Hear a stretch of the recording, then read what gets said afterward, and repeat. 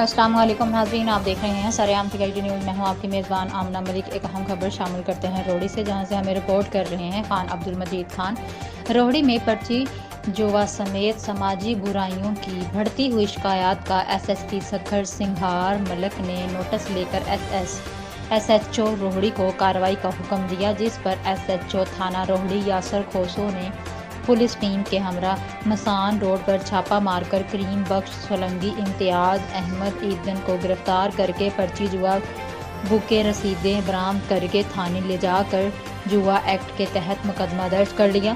बाद अज़ा गिरफ्तार पर्ची जुआ डीलरों को शख्सी जमानत पर रहा कर दिया। शहर की सियासी, समाजी, मजहबी जमातों के रहनुमा ने मौसर कार्रवाई करके शहर से समाजी बुराइयों के मुकम्मल खात्मे का मुतालबा किया है।